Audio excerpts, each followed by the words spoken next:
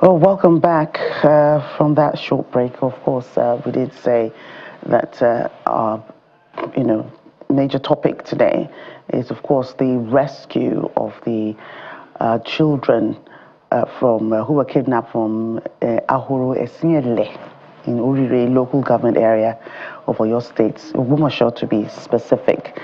I don't know how many people watched online to see that video that went viral of the celebrations, huge celebrations, in Ogbomoso to celebrate their return. So we'll get to that in a bit when we discuss it. But another equally important thing we want to talk about is the Insurgent Amnesty program, which indeed many believes has reached the breaking point, Ayo. Right. I mean, where do you draw the line, between reintegrating repentant people into the society without knowing whether or not they will be... they are still compromised. Yeah, they're still compromised, yeah. There's something that's been said over and over again that we're fighting more of an ideological war than a kinetic one. So when we find ourselves in this situation, that's the first thing I think we should be dealing with, and I'm hoping that our guests will be able to help us understand what all of that is about. Right, so some our guests this morning, we have several. Yeah, because I don't know.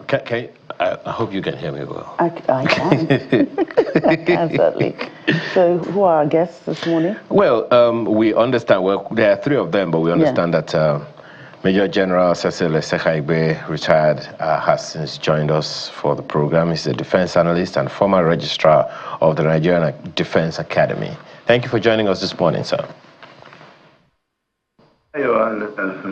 Nice having you.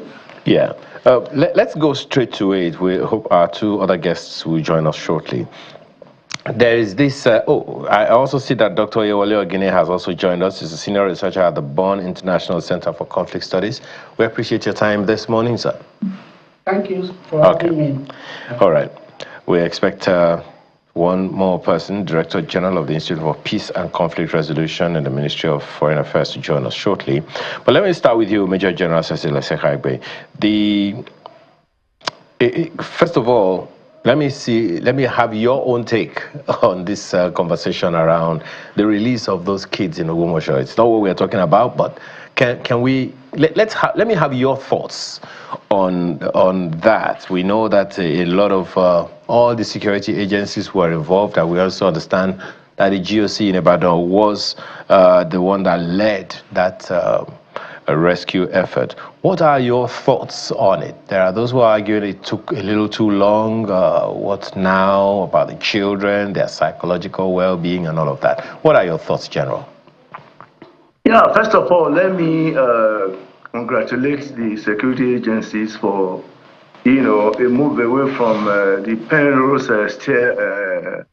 scenario where we continue to climb and descend and they're not going anywhere. What we've just seen is a combination of some factors, like the interagency cooperation that we've always talked about. I find that this operation was conducted, with a clear combination of, effort of all the security agencies. And two, there has become a paradigm shift we have always opted for, which is like, don't approach these things as if it's a conventional warfare. So what they have simply done here is, targeting and dismantling the networks, and before the final assault on the rescue of the school children and their teachers. So there was a deliberate intelligence gathering. There was a deliberate follow-up of the processes, and above all, there was this, rejection of negotiation to pay ransom and some other stuff. So I think if we continue with this trajectory, we will get somewhere.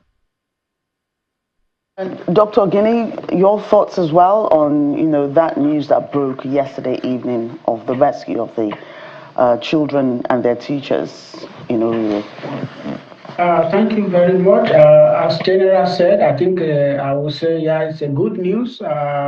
We thank all those who involved in rescuing of the kids, but that's also is a long pattern on the assault on our educational system across the country, whereby a lot of young girls and boys are deprived access to education due to the insurgency.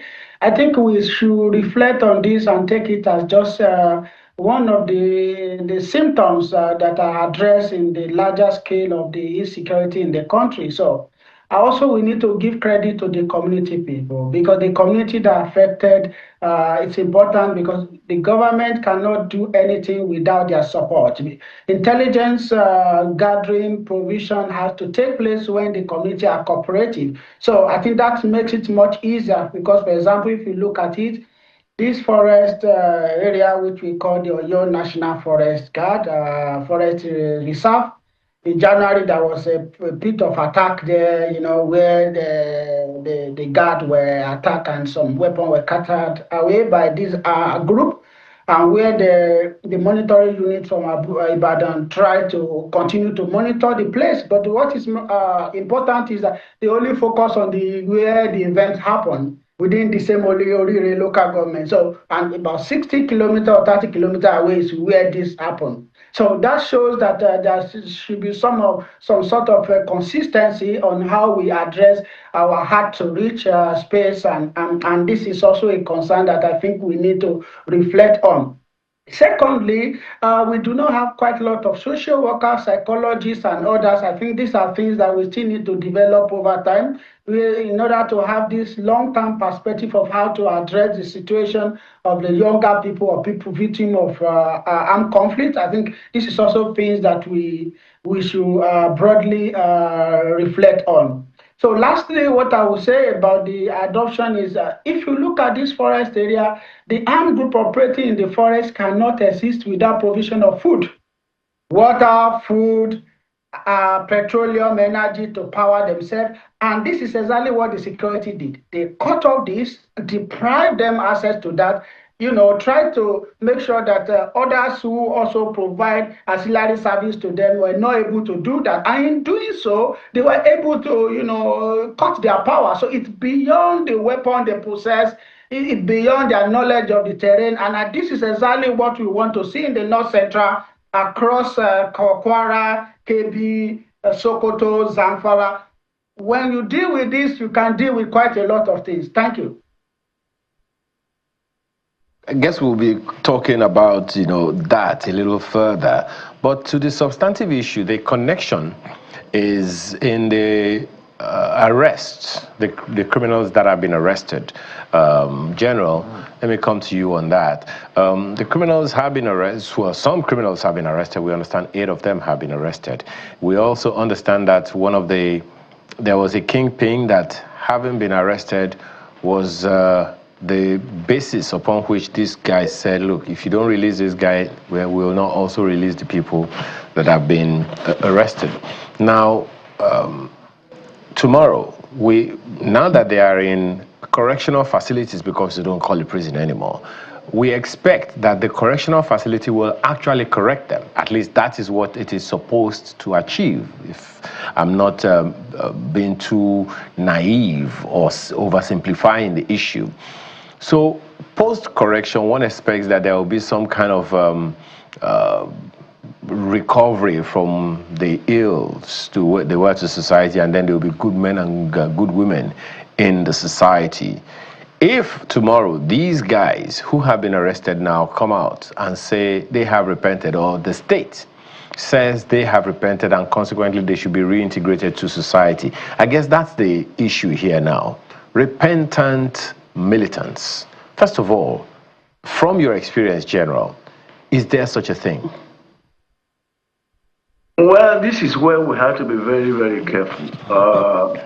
This issue of rehabilitation and integration of, some criminal elements who have said that they have laid out their arms and, ready to be integrated into the society. It's a deliberate act.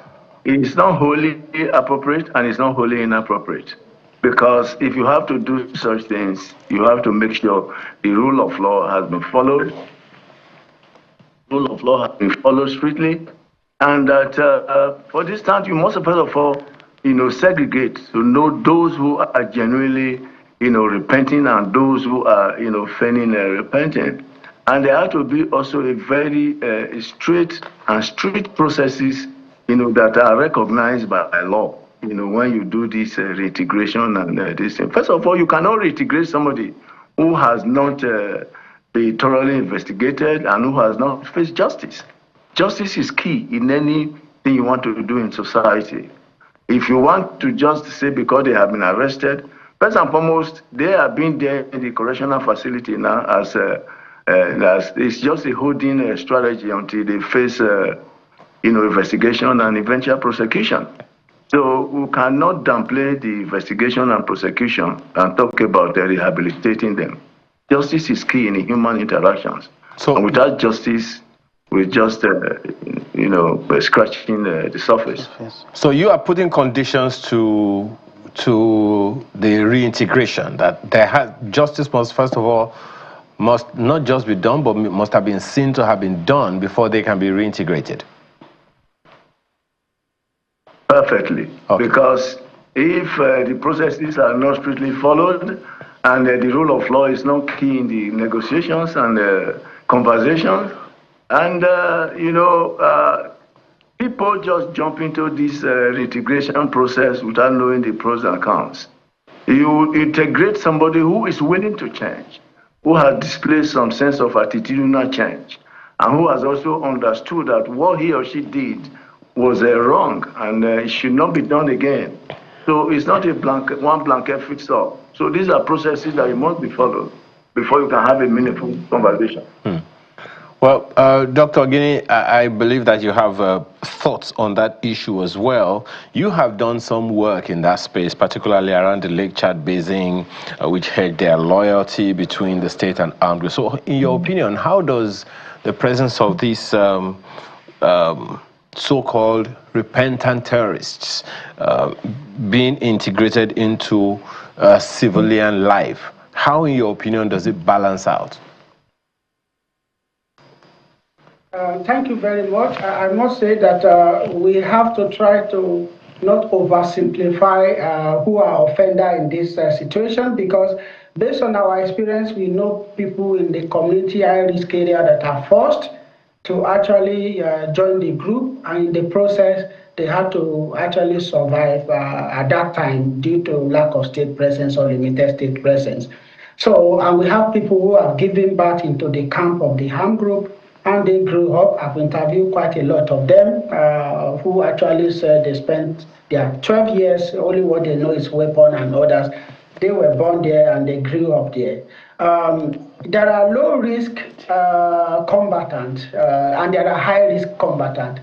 What I will say is that, for example, Operation Save the Corridor, for example, they do a lot of screening and others. And there are quite a lot of programs, those who are high-risk offender who have to face justice. There are quite a lot of things that have been done at the national and the state level, and there are still ongoing ones that are going on DDR, the radicalization, demobilization, and reintegration. But there are also other issues, I will say. For example, the patchy or uncoordinated reintegration being implemented at the state level is a call for concern, because reintegration is very expensive, and the community has to really have a say on that. The people affected, which is a kind of victim-centered approach, need to take place. And of course, there are quite a lot of things that we can talk about. For me, I have 3 points that we can talk on how you strengthen the accountability framework, so that the local people, the populace can trust in how these people are prosecuted. There are processes from screening, from identification, and they are different also from the state level. There are lots going on at the national level. I think you will hear quite more soon about that, on how each state has to be contextualized, because the conflict in the Northwest is different from the conflict in Lake Chad Basin. In the Northwest, we are dealing with a situation whereby banditry and insurgency overlap, and the grievances between ethnic community also create pathway. So if you want to talk about a kind of reintegration in that instances, you have to take into consideration these who are affected, who are not. For example, if and headers cattle were rescued or were constituted by harm group, or the vigilante group confiscated that without verifying whether they belong to any harm group or not. These are all other issues that this context of DDR framework from the federal government is still also addressing.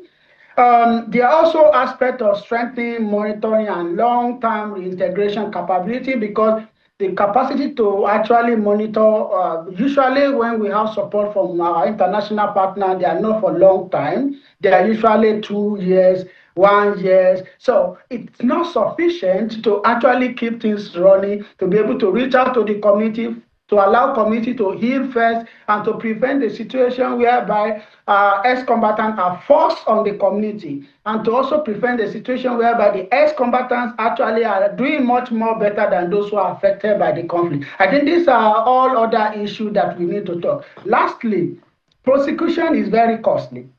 Imagine you have over 100,000 people, surrendering, and then how much are you going to do with our system to be able to do prosecution for everyone? It takes a whole lot. They have to do sorting, they have to do screening, they have to do profiling, but that does not mean that should not happen, because when they do this profiling, they distinguish between low profile, and then they distinguish between the high profile. So the low profile, for example, I give you an example, the women who were actually kidnapped during the operation and forced to marry them. This also the other part. But there are also instances where we have women being framed as victims. These are not straightforward. We have women who actively participated in the conflict, who carry weapons, who provided intelligence. You can see what happened day before yesterday, or yesterday reported on the person who was caught with drugs. And so it's not just about gender, but there are quite a lot of nuisance to this, and we have to pay attention to this. I think from the government perspective, government need to show publicly, of course, that we are doing something. There's a transparency and accountability on how we are doing it and the result we are having. I think this is also one point that we need to discuss. Thank you. And if I come to you, General Esehiagwe, from a military leadership point of view, how does this affect the morale of troops on the front line, knowing that after all their hard work, ensuring that these, terrorists, criminals surrender, disarm them, and all that, then there's now the issue of reintegrating them into the society, especially following fatal incidents such as ambushes that actually involved so-called repentant terrorists? Thank you very much. That is a very, very apt question. That brings us to the heart of the issue. And like I said initially, when you want to do reintegration, I think justice is a factor. Like you rightly said, these are elements who took up arms, and you see how they have been able to inflict, casualties, both in injuries and in death, to recognize and legitimate forces of the Federal Republic of Nigeria. Then you come up with a program called reintegration without justice. Now these troops feel demoralized, and as a matter of fact, they're able to recognize some of these elements who were hitherto terrorists and terrorizing them. And you bring them in, as a matter of fact, without that rigorous process of screening, without actually knowing and determining who are these elements. So you bring them in, it's a very, very, sickening thing, and it dampens the morale of troops and their commanders. So we must also depoliticize the issue of this reintegration and rehabilitation of these elements, because it's very demoralizing when justice is not key, when it's not done properly, and when, we should not term, people who are laid out their arms as victims of, an assault. Like Professor Ogini said, one thing I disagree with him is the issue of prosecution is too long. No, there are things like special courts, so that is too long should not, be prejudicial to justice at all. There are special courts that are brought up to try these elements and get justice. So if we say the prosecution is going to take long and we bunch all of them together, we are heading to, a very dead end. And I can also assure you there have been evidences that have shown that some of these so-called repentant criminal elements, even after integration, have gone back to take their arms. And don't forget, this is economic determinism. So what plans are made to reintegrate them into the better society? And how can they get the money that were being paid, by these criminal networks? So it's a deliberate attempt that we must address holistically and correctly too. Like I said again, without justice, you are nowhere. But, I'm not sure I really got your points on the morale of your officers and men who are really usually responsible for these arrests and all. Add to that the conversation around correctional facilities. We have correctional facilities all over the place. And do you think our systems, correctional systems, are equipped enough or strong enough to really correct? Because the expectation is that after correction, they're reintegrated into society. Do you think we have that kind of system, General? First of all, let me reemphasize what I said about the morale, of the troops. Now, you see some elements, criminal elements that fought you yesterday, that killed some of your colleagues. And you see them the next day say they are being reintegrated into the society. Then you start to ask questions. Where is justice here? So did I just fight for nothing? Did my colleague just die for nothing? Why are they bringing this back? And how are we sure that this guy that you have brought back will not sabotage our further military operations? So this is where the morale comes in. Okay. If there is no justice, if there is no clear evidence that this is going to serve as deterrence to others, the morale of the troops will sag. Now, back to the correctional service thing. Well, we changed the name of prison to correctional service, and I'm sure, to show that there should be some paradigm shift from what it used to be to the core nerve of correctional service. That is to bring in inmates in, do them to some trainings, they do some courses, they go some through psychological evaluations, and they even go into religious issues, like those who are Christians, they attend churches. Those who are Muslim, they promote prayers and religious practices. So if this is done correctly, well, it's actually a correctional service. But when you bring in people together as inmates, and first of all, the living conditions which they are not conducive, they even become more hardened while they are there. So okay.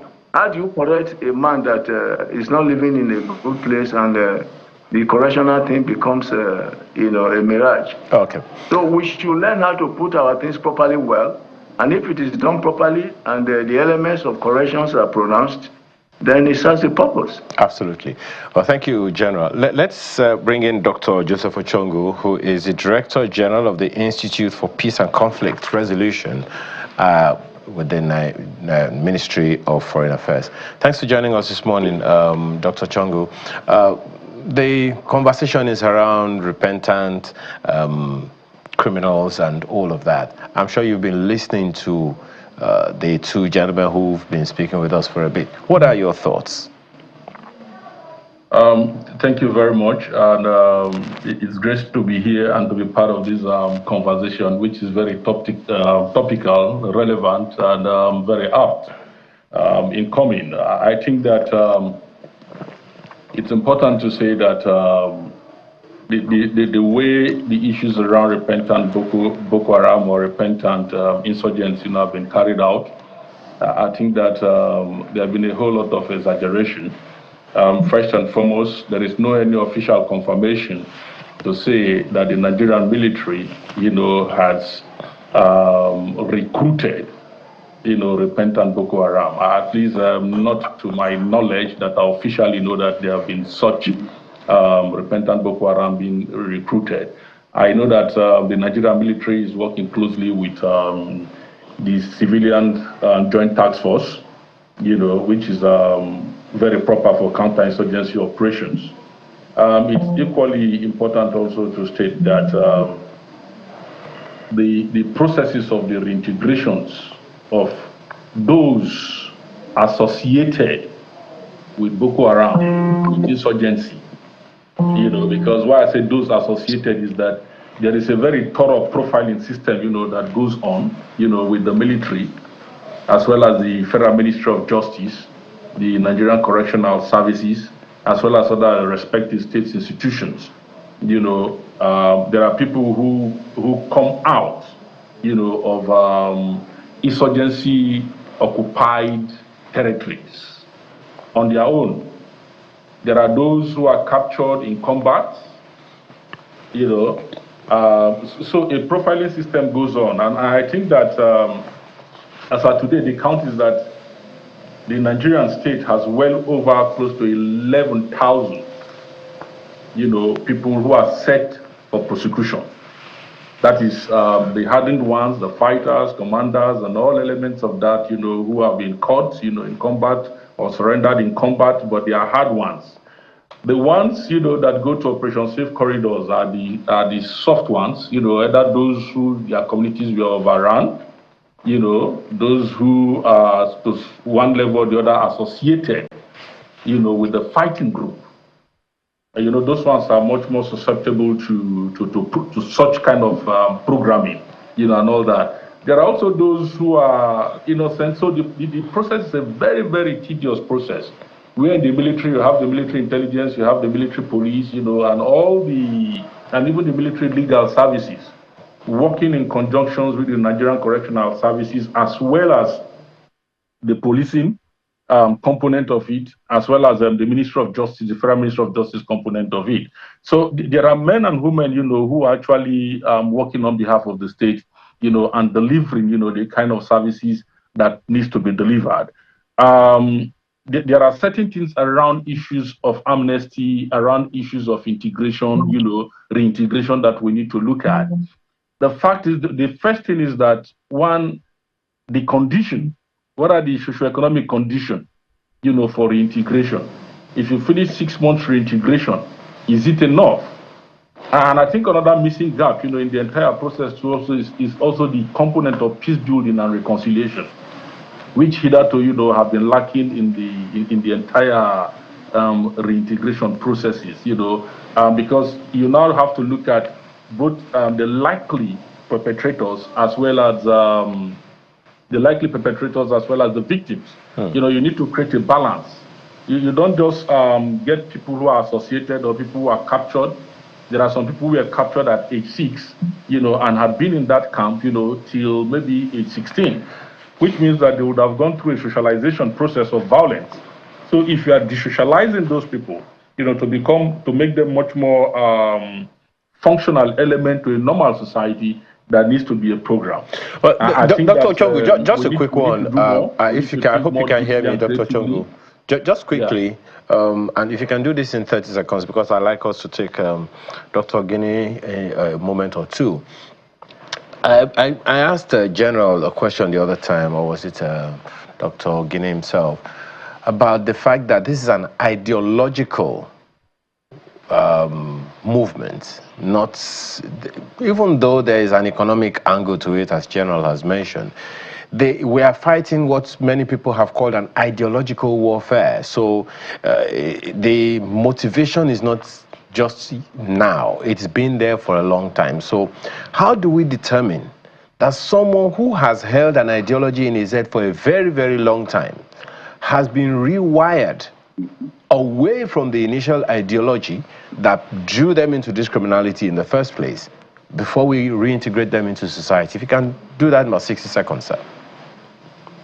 Yeah, I think that is why if you hear me talk about socialization and desocialization.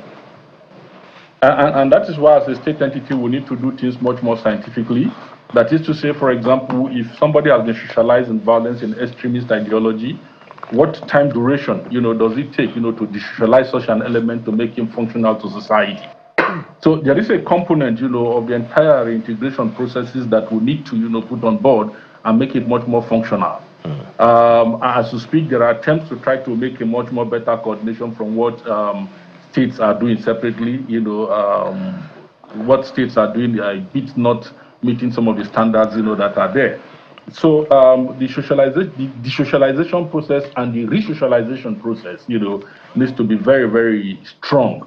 If that component is not strong, then there could be a likely relapse, to some of those things. And I think that is where we need to work more, because when people are socialized into a particular ideology, you need to begin to reorientate them, desocialize them, and make them much more relevant, to normal society, and get them reintegrated, get them much more functional. I think we have a much more deeper problem. I think that what we are doing largely is a bit not too deep as the problem is. So we need to resource the reintegration process. We need to make it much more economically viable, in the sense that as the state is putting in funds to reintegrate these people, the people too must be in a very right position to contribute, resources in terms of their hard work, either in farms, in state farms, and all that, to ensure that the products from those places to ourselves, to make it much more sustainable. Right. So we need to think much more deeper, to do it differently and achieve the kind of results that we need. Right. Dr. Ogini, stay on that, please. And there's a lot that's going into this. We've spoken a lot of what is being done, what hasn't been done, what could be done. So what are your thoughts on, the things that we're not getting right as per this reintegration? The school of thought right now is, why are we even reintegrating repentant militants in the first place?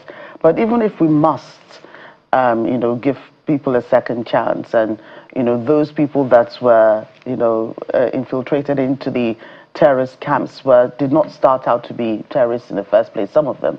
And they were just people that were dragged into it by, some economic issues, social issues that we've been discussing. So what would you do, differently? We've talked about the reintegration process. We've not gone deep enough. There's not enough resource. It's not economically viable.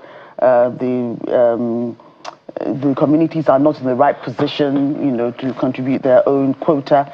What will you do differently than what is being done now, if you were to, pitch in? Yeah, thank you very much. I think it's also very important. I think the communication of the actors involving in integration, the mobilization, I think they need to come on board on here more often to be able to make some clarity. As somebody who have worked closely at that, our institute is which co-chair IDDRS in the United Nations, and on this subject is something that we also look at more deeply when it comes to the DDR, and we are more critical on what needs to change. And I can tell you, first, for example, you have this sort of uncoordinated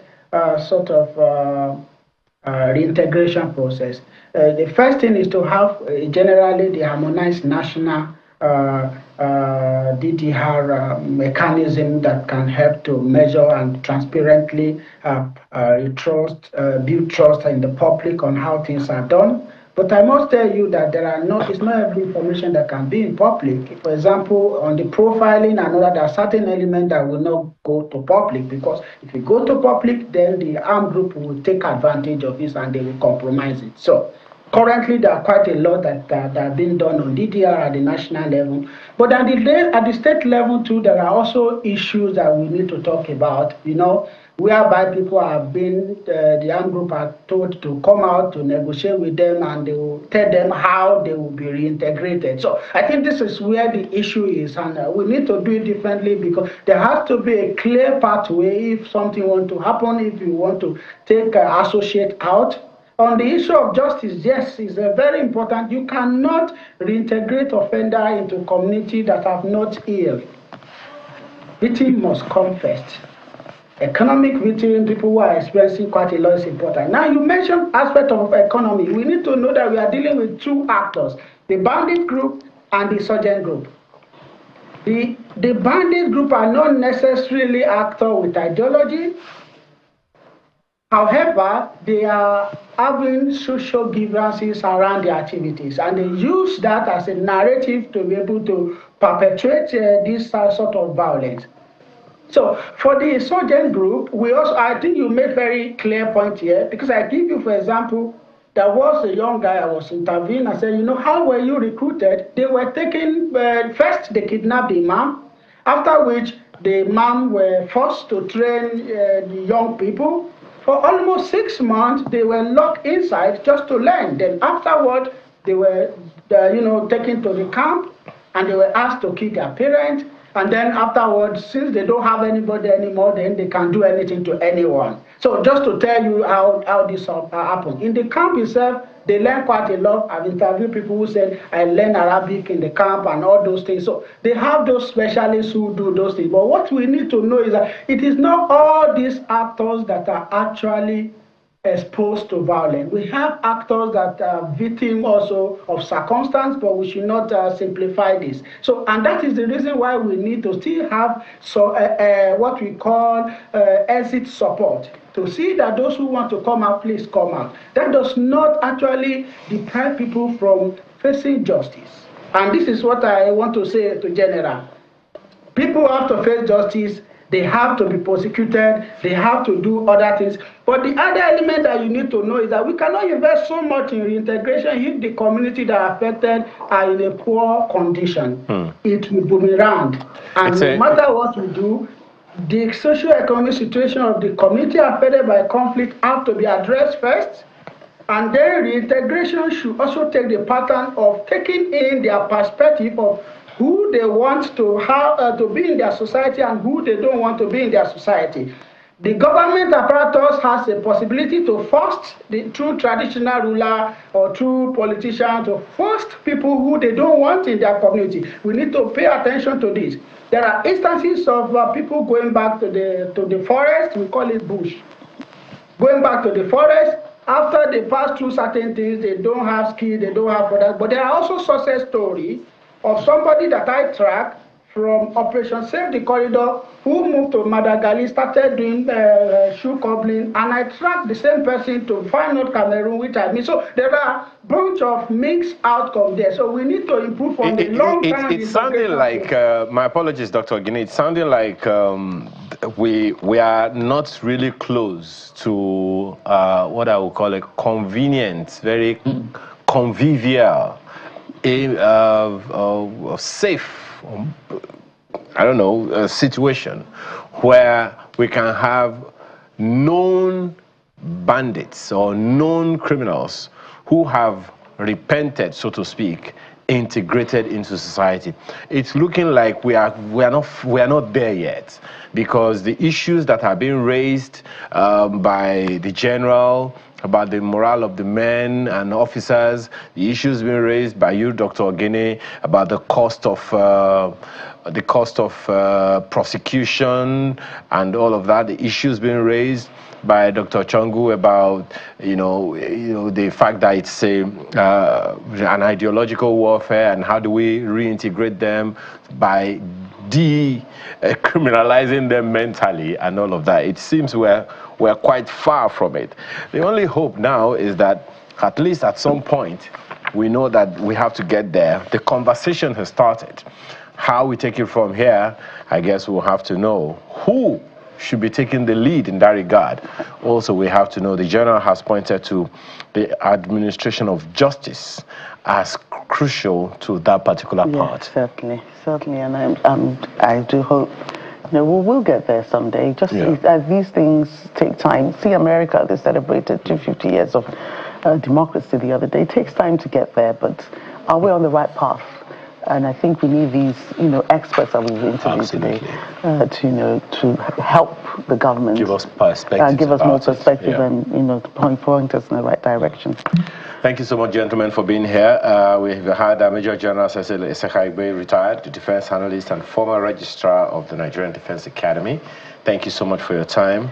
We've had Dr. Oyewole Ogine, Senior Researcher at the Bonn International Center for Conflict Studies.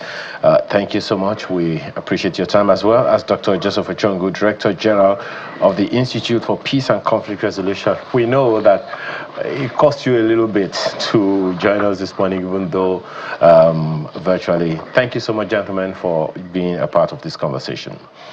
Now, we promised that we would have a conversation around the freedom of the children in Oyo State. That and more when we return.